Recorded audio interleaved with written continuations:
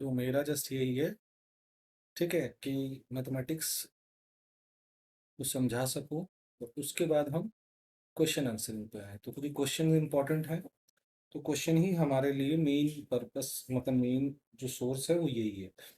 तो पहले हमें पता है कि हमारे पास कौन कौन से सिस्टम्स हैं। पहले तो इसकी रेंज कितनी होती है, तो हम 4 to 900 मेगा हर्ट्ज की रेडियो फ्रिक्वेंसी यूज करते हैं, ठीक है, एनएमआर स्पेक्ट्रा जनरेट करने के लिए।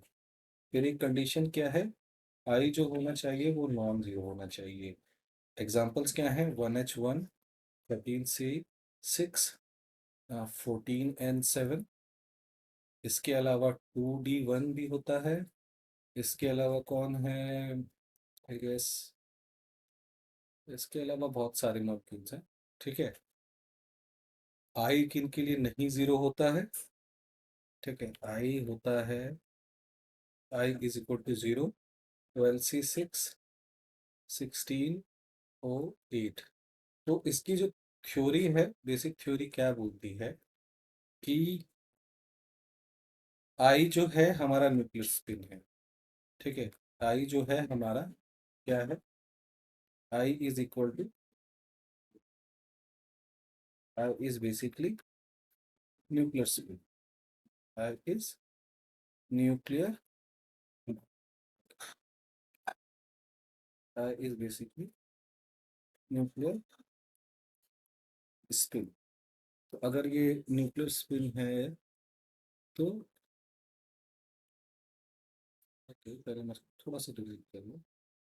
अगर आई हमारा न्यूक्लियर स्पिन है, तो उससे रिलेटेड एंगुलर मोमेंटम क्या होगा, लेट्स से उसको एक एज ए वेक्टर डिनोट करें, तो हमारा होगा वो आई, I+1 का होल स्क्वायर, सॉरी इसका 1/2 H/2 पाई, सॉरी हाँ ये H कट नहीं है, ये H/2 पाई है, ठीक है। तो H/2 पाई हमारा ये रहेगा, ठीक है। तो उससे एसोसिएटेड मैग्नेटिक मोमेंट किस चीज़ पे डिपेंड करेगी, वो डिपेंड करेगी न्यूक्लियर फैक्टर्स पे, that is called G mu N and this I vector. जो भी मैग्नेटिक मोमेंट है उसकी, ठीक है, जो जो भी वो मैग्नेटिक डायपोल मोमेंट वो महसूस कर रहा है, that is given by G μ n I। और इसमें म्यू एन क्या है, mu N is EH/4 pi MP। Mass of proton कितना होता है, मास ऑफ प्रोटॉन होता है 1/627 10⁻27 kg। तो अगर आप म्यू एन कैलकुलेट करोगे प्रोटॉन के लिए, that will be somewhere around 5.0, sorry 5.05 10⁻27 joule पर टेस्ला -1, ठीक है। तो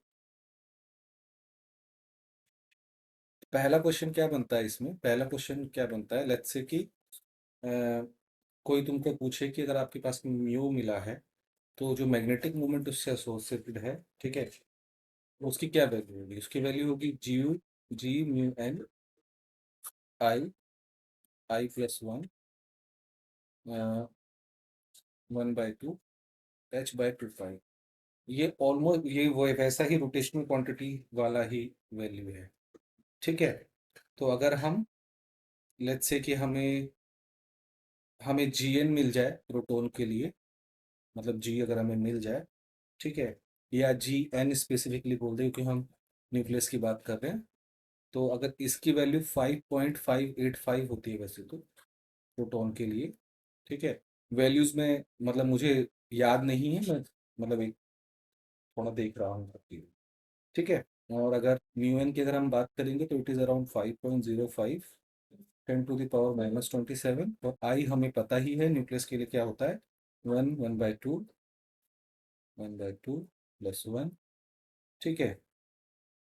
और H/2 पाई अगर हम इसको सॉल्व करेंगे, तो ये वैल्यूज कहीं ना कहीं 2.77 इतना आएगा, ठीक है। तो पहला क्वेश्चन तो यही आएगा कि कितना मैग्नेटिक मोमेंट एसोसिएट करता है, क्योंकि हमें फॉर्मूले बेसिस याद होने चाहिए। फॉर्मूले हमको कई बार पूछे जाते हैं। ठीक है, जितने फॉर्मूले हमको याद रहेंगे उतना ज़्यादा हमारे लिए ये चीज़ रहेगा, और हर एक टर्म का मतलब हमें पता होना चाहिए। ठीक है, जैसे अगर हम बोले G N is a nuclear G factor. ठीक है, न्यूक्लियर जी फैक्टर, इसे न्यूक्लियर जी फैक्टर बोलते हैं। Mu N is a nuclear magnetron बोलते हैं, न्यूक्लियर मैग्नेट्रॉन। और आई जो है हमारा, आई वेक्टर जो मैं बात कर रहा हूँ, वो होता है I+1 h/2। इससे हमें तीन फॉर्मूले मिले हैं। ठीक है, तीनों फॉर्मूले हमें पता होने चाहिए। EH/4πmp, तीन फॉर्मूले हमको मिले हैं। म्यू एन भी हम, mu N, sorry it is not G N, it is mu N. तो म्यू एन हमारा क्या है, EH/4πmp। नेक्स्ट चीज अगर हम देखें कि ये मतलब सिंपल सा एक कॉन्सेप्ट है कि अगर किसी को याद हो एनर्जी अगर निकालनी होती है मैग्नेटिक फील्ड में, तो that is equal to the magnetic movement, और that is applied field. Applied field कोई भी डायरेक्शन में होती है। लेट्स से कि मैं इसको जेड डायरेक्शन मान लूँ, और मेरा जो न्यूक्लियस है, ठीक है, ये मेरा एंटी क्लॉकवाइज मूवमेंट है, तो इसकी मैग्नेटिक मूवमेंट ये रहेगी। ठीक है, लेट्स से कि मैं अप्लाइड फील्ड इसमें डालूं, बी जेड तो मेरी अप्लाइड फील्ड है, तो इससे एसोसिएटेड जो एनर्जी वो एक्सपीरियंस करेगा, सिर्फ बेयर न्यूक्लियस की बात कर रहा हूँ, बेयर न्यूक्लियस। ठीक है, तो ठीक है, तो वो क्या रहेगी। अब इसको अगर और इलेबोरेट कर देंगे तो ये म्यू एन वही वाला है जो पीछे हमने कैलकुलेट किया है, G N mu N B Z, या बी जेड और आई वेक्टर। ठीक है, वेक्टर्स को हम थोड़ा पीछे ही लिखते हैं। ठीक है, तो अगर हम इस आई वेक्टर को, जो हमारा वेक्टर है, और क्योंकि हमारा म्यू भी एक वेक्टर है, ये इन दोनों का डॉट प्रोडक्ट है, ये भी एक वेक्टर ही है। तो एक्चुअली में ये इस लिखने का जस्ट रीजन ये है क्योंकि दोनों वेक्टर हैं, तो वेक्टर का इन दोनों का डॉट प्रोडक्ट है। ठीक है, क्योंकि हमारा ये जो आई है ये एसोसिएट करता है डी जनरेसी से, कि आई की दो वैल्यूज हो सकती हैं, एम आई जो होता है माइनस आई प्लस आई होता है, मतलब।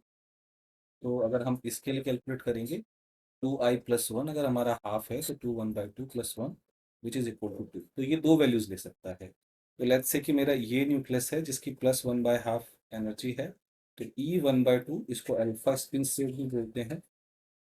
ठीक है, will be equal to minus of G mu N B Z, और ये हो जाएगा 1/2, यहाँ पे होगा मल्टीप्लीकेशन 1/2 का। ठीक है, अगर 1/2 का मल्टीप्लीकेशन होगा, तो अगर मैं अपोजिट वाला ले ली, तो अपोजिट वाले का क्या रहेगा, E1/2 माइनस वाले का, वो जो बीटा स्ट्रिंग स्टेट है, ठीक है, that will be equal to plus G mu N B Z vector plus multiply by 1/2।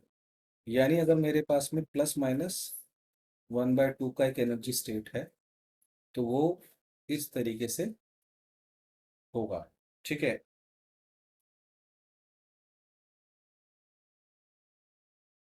ठीक है, तो +1/2 जो हमारा, अगर हमारी बी जेड जीरो है, बी जेड जीरो हमने अप्लाई नहीं करी है, जैसे हमारी B Z is non zero, sorry B Z is non zero depending on the strength of field. Let's say कि मेरी एनर्जी इस तरीके से है। ठीक है, तो मेरा ये जो है माइनस जी म्यू एन बी जेड वाला नीचे आ जाएगा 1/2, और जी म्यू एन बी जेड 1/2 ऊपर आ जाएगा। तो कौन सी स्पिन स्टेट हो गई, ये हो गई अल्फा स्पिन स्टेट, ये हो गई बीटा स्पिन स्टेट। तो बीटा स्पिन स्टेट भी हो गई। अगर मैं इसमें रेडियो फ्रिक्वेंसी अप्लाई करूँगा, तो ट्रांजिशन होगी, तो इन दोनों का डिफरेंस एच म्यू के इक्वल होगा, जो म्यू जो है रेडियो फ्रिक्वेंसी है। ठीक है, और इसी की वजह से हमें सिग्नल मिलेगा। कैसा सिग्नल मिलेगा? That will be an absorption signal, something like this. ठीक है। अब अगर हमको इस तरीके से मिल गया है तो हम ये भी बोल सकते हैं H mu is G mu N B Z 1/2 minus minus plus 1/2 G mu N B Z. This is equal to G mu N B Z. और हम इससे फ्रीक्वेंसी भी कैलकुलेट कर सकते हैं। ठीक है। तो लेट्स से कि मुझे अगर इसकी फ्रिक्वेंसी निकालनी है, प्रोटोन के लिए निकालनी है, प्रोटोन का ही सब कुछ हम ले रहे हैं। जी हमें पता है प्रोटोन का कितना होता है, 5.585 मल्टीप्लाई बाय म्यू एन। वो it is in the range of 10⁻⁻27 जो पीछे हमने देखा था। और हमें बी जेड जो है ये अप्लाइड फील्ड होनी चाहिए कि हम कोई अप्लाइड फील्ड डाल रहे हैं, मैग्नेटिक फील्ड की इंटेंसिटी है दैट इज समवेयर अराउंड। हमें हम लेट्स से कि हमको 1.5 टेस्ला की कोई 1.4 टेस्ला की हम कोई मैग्नेटिक फील्ड अप्लाई कर रहे हैं। और इसका सिग्नल अगर हम देखना चाहते हैं तो 60 मेगा हर्ट्ज का सिग्नल हमें मिलेगा अप्रोक्सीमेटली। सब कुछ अप्रोक्सीमेट है, ध्यान रखना। मैं आपको बस बता रहा हूँ किस तरीके से मैथमेटिक्स काम करती है। ठीक है। अब अगर लेट्स से कि प्रोटॉन की जगह हमारे पास में 19F है, 1H1 की जगह 19F है। ये भी एक एनएमआर एक्टिव सिस्टम है। इसके लिए जो जी की वैल्यू होती है, जी की वैल्यू इसके लिए समवेयर अराउंड 5.257 होती है। ठीक है। इसके लिए अगर तुम कैलकुलेट करोगे कि क्या फील्ड स्ट्रेंथ है सेम इस पे, कितनी फील्ड स्ट्रेंथ की तुम्हें जरूरत पड़ेगी, तो क्योंकि इसका जी वेक्टर कम है तो इसके लिए फील्ड स्ट्रेंथ की जो वैल्यूज है, अगर हम इसी फॉर्मूले को उल्टा कर दें, H mu G by mu N, क्योंकि जी जो है हमारा इसमें कम है, जी जो है हमारा इसमें कम है, इसलिए इसके लिए मैग्नेटिक फील्ड की स्ट्रेंथ भी ज़्यादा लगेगी। ठीक है। और अगर आप ये आपके पास वैल्यूज हैं और जी एन आपके पास में है, म्यू एन आपके पास में है, तो आप देखेंगे कि इसकी फील्ड स्ट्रेंथ जो है 19F वाले की जो फील्ड स्ट्रेंथ है, जो पीजेड है, वो इससे कम आएगी। प्रोटोन वाले से ज़्यादा फील्ड स्ट्रेंथ 1H1 वाले की। ठीक है। तो इसके लिए फील्ड स्ट्रेंथ जो है बहुत ज़्यादा आने वाली है। ठीक है। तो अगर इसके लिए 1.40 आ रही है तो इसके लिए 1.50। तो ये मैथमेटिक्स समझाना इसलिए इम्पोर्टेंट है कि अगर आपके पास में बहुत सारे मतलब सिस्टम्स मिलेंगे तो आप उनके लिए फ्रिक्वेंसी कहाँ पर होगी या कौन मतलब एनएमआर फ्रिक्वेंसी की क्या रेंज होगी, ये अलग अलग हो जाती है। तो लेट्स से कि अगर आपका प्रोटोन वाला सिस्टम है तो उसकी फ्रिक्वेंसी में दूसरे वाला इंटरफेयर नहीं करता है। कोई आइसोटॉप्स वगैरह है तो रेयरली ही इंटरफेयर करते हैं। एक और टर्म होती है लार्मर फ्रिक्वेंसी। ठीक है ना। तो जिस फ्रिक्वेंसी से वो जो घूम रहा है न्यूक्लियस ना, ठीक है, तो उस फ्रिक्वेंसी को कैलकुलेट करने के लिए हमारे पास में क्या होना चाहिए, म्यू अपॉन में आई। ये कौन सी मैग्नेटिक मूवमेंट है? ये हमारी है न्यूक्लियर मैग्नेटिक मूवमेंट जो हमने पीछे कैलकुलेट करी है। ठीक है। और ये हमारी जो है न्यूक्लियर स्पिन क्वांटम नंबर है 2 पाई। ठीक है। इससे अगर आप कैलकुलेट कर लेंगे तो हमारा ओमेगा मिलता है, ये हमें गामा मिलता है, इसको बोलते हैं गायरोमैग्नेटिक रेशियो। गायरोमैग्नेटिक रेशियो जो है ओमेगा गामा बीजेड के भी इक्वल होता है। ठीक है। तो जो Larmor frequency divided by magnetic field strength is equal to gyromagnetic ratio. और गायरोमैग्नेटिक रेशियो ही डिसाइड करता है कि कोई भी मॉलिक्यूल कितना उसका जीएन है, क्या उसका एक्सपीरियंस फुलफिल करेगा। तो हम इन दो फॉर्मूलेस को भी याद करेंगे। तो मेरे हिसाब से इससे रिलेटेड यही फॉर्मूलेस जो मैथमेटिक्स है एनएमआर का इतना ही बनता है। ठीक है। फिर आप अपनी क्वेश्चन प्रैक्टिस के लिए लेट्स से कि 10B इस्तेमाल कर सकते हैं, 13C इस्तेमाल कर सकते हैं, 37Cl इस्तेमाल कर सकते हैं, 35Cl इस्तेमाल कर सकते हैं, 2D इस्तेमाल कर सकते हैं, इन सभी सिस्टम्स के लिए आपको क्या कैलकुलेट करना है, क्योंकि इसकी वैल्यू देखनी है कि क्या इनकी अबंडेंस है, परसेंटेज अबंडेंस, क्या इनका आई है, ठीक है, क्या इनका जीएन है, क्या इनका एनएमआर फ्रिक्वेंसी है, जो ये एक्सपीरियंस करेंगे, प्रोवाइडेड दैट सबकी जो बीजेड है वो सेम हो। तो अगर इनकी वैल्यूज अगर आप कहीं पे चेक कर पाएंगे, तो आप देखेंगे कि जितना भी आपका, लेट्स से कि आपका मॉलिक्यूल जो है जिसकी जी वैल्यूज, मतलब जिसका जी वैल्यू थोड़ा सा हाई है, तो उसके एनएमआर स्ट्रेंथ भी हाई आएगी। ठीक है, तो आई गेस यही है। तो thank you for watching my videos. Please like and subscribe to my YouTube channel. और ये मैथमेटिक्स वाले क्वेश्चंस के बाद में हम एनएमआर के और दूसरे टाइप ऑफ क्वेश्चंस को, मतलब अब हम थ्योरेटिकल कॉन्सेप्ट्स के बाद, थ्योरेटिकल से जगह जो प्रैक्टिक जो एक्सप्लेनेशन है एनएमआर स्पेक्ट्रोस्कोपी की, वो करेंगे।